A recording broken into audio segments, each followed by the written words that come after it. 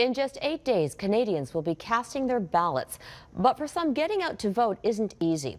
Polling stations aren't always accessible for people with disabilities.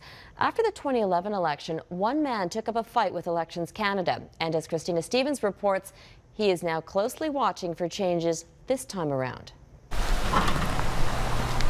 A door opening is something most people take for granted. Not Matt Wasnullick, and certainly not when he went to vote during the last federal election. I was in the wheelchair and I went up to the local school here and I went in and I couldn't get in the building because I couldn't open the door. Eventually a stranger came and helped him in, and he did vote. The key word there is dignity. I can't get in just like anyone else. So he filed a complaint with the Canadian Human Rights Commission. As part of a settlement, Elections Canada agreed to improve access for people with disabilities. Elections Canada says an accessibility survey on its polling stations was already underway.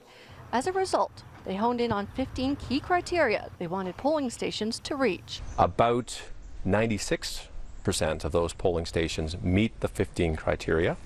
And if you look at just wheelchair accessibility, about 98%. Well, I think it's really good that they've done that, but it's not good enough.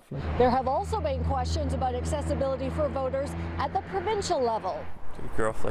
Andrew Sprague had to leave a polling station where he was working as a volunteer scrutineer during a by-election.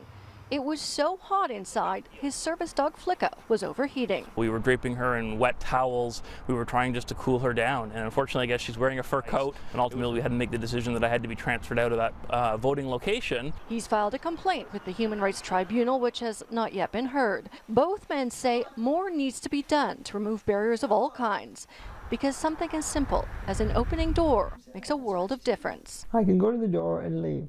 I can be free. And he asks, in Canada, isn't everyone supposed to be free? Christina Stevens, Global News.